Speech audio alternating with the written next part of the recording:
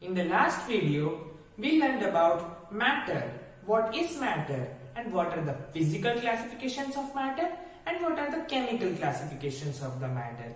We learned the physical classification solid, liquid and gas, and we discussed about what are the characteristics of the physical states of the matter.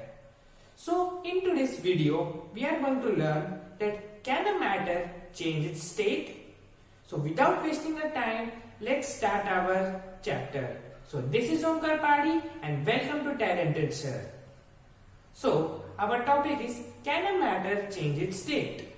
You have learned into the first and second, third and fourth. So my question is same. What can a matter change its state? If you tell yes, then you are right. So we are going to learn that how the matter is going to change its state. We have a liquid. We have a liquid and we have to convert that liquid into solid. So what we did, we just freeze the liquid. So what happened? The kinetic energy of the water decreased and it changed into solid. This process is known as freezing.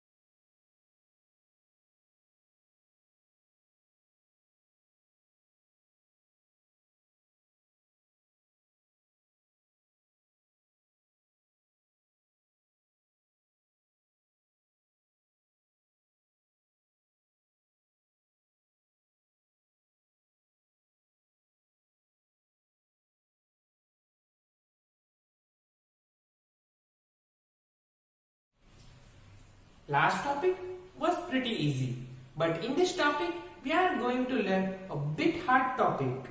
So let's make it easy. So what we have is a tumbler and a Bunsen burner, and we took a half a liter water into the tumbler, and we have a laboratory thermometer. A laboratory thermometer is a thermometer in which it shows some negative signs also. So we took a laboratory thermometer and placed it inside the tumbler, and we provided a heat energy to the tumbler. So what did happen? The ice temperature was of -5 degrees Celsius. So what we did, we placed a laboratory thermometer. So now we saw that the temperature is increasing. -4 degrees Celsius, -3 degrees Celsius, -2 degrees Celsius, -1 degree Celsius and 0 degree Celsius. But I am now waiting that when the 0 degree Celsius will be converted into 1 degree Celsius. But I waited for 1 minute, 2 minutes, 3 minutes. But it was not converting from 0 to 1 degree Celsius. Why? You might be thinking. So here the latent heat of fusion or vaporization takes place. The word latent means that something hidden. Means here hidden is the heat energy supplied to the water. The heat is acting as a spy or an agent. So what the heat is telling to the water, that I am going to increase your temperature. So the heat is increasing the temperature 4 degree, 3 degree, 2 degree, 1 degree, 0 degree. But now the heat told it, now I am not going to increase your temperature. So the converted water is now telling that why are you not increasing my temperature? So now what you will do? You are not even off, and you are a source of energy, so you can't stop working. So the heat told that I will not stop working, but I am going to increase your interparticle space or the voids. I am not going to increase your temperature. So what happened? He increased the interparticle space of the water. So if we increase the interparticle space of the water gets converted into water vapor. So the temperature is getting increased now, because the whole ice was turned into water. So 1 degree Celsius, 2 degrees Celsius, 3 degrees Celsius, and it converted to 97 degrees Celsius. Then it 98 degrees Celsius, 99 degrees Celsius, and now it is 100 degrees Celsius. After getting 100 degrees Celsius, I am seeing some bubbles coming above it. Why the bubbles are coming above it? Because of the process of the boiling. Means 100 degrees Celsius is the boiling point of the water. So this was of the latent heat of the fusion. You have to just remember one thing, that 100 degrees Celsius is the boiling point of the water and 0 degrees Celsius is the melting point of the water. So this is our last topic of our chapter and the last topic of our video.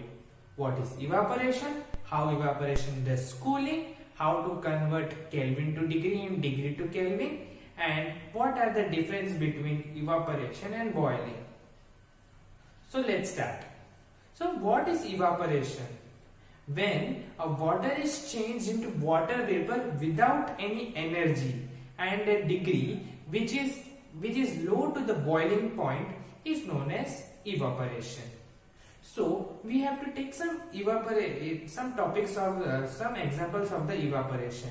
You have seen some rivers. You have some rivers which are there, but in summer they are getting evaporated and they are converted into water vapors. So how it is possible? We didn't put any Bunsen burner inside it, or we didn't apply some heat energy below it. Then how it got converted? It got converted because of the sun. Sun is acting as a source of energy, which is heat. So from this example we know what is evaporation. Now we will see how evaporation does cooling. So example is, when we have a fever, so what we do, we have some blankets over it.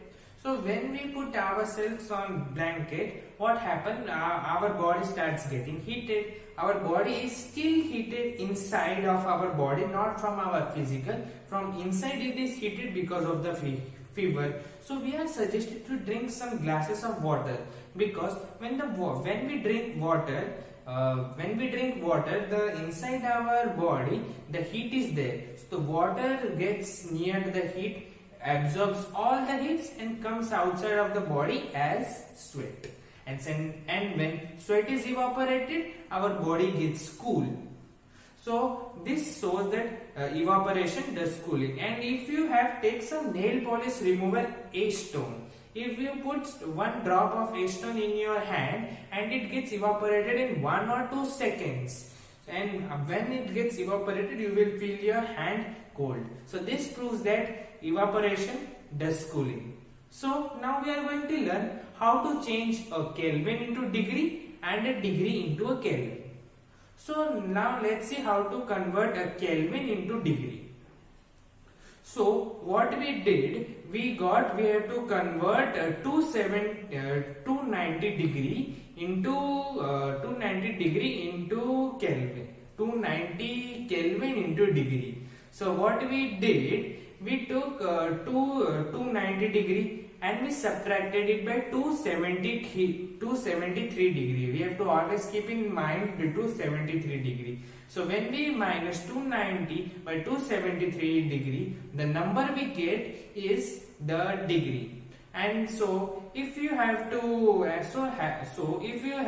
find the Kelvin, the same you need to do. you have to what you have to do, what the number is given to you, you have to add it to the Kelvin, and the number you add to the 273. So the number you will get, that is our Kelvin. So now we will see some difference between evaporation and boiling.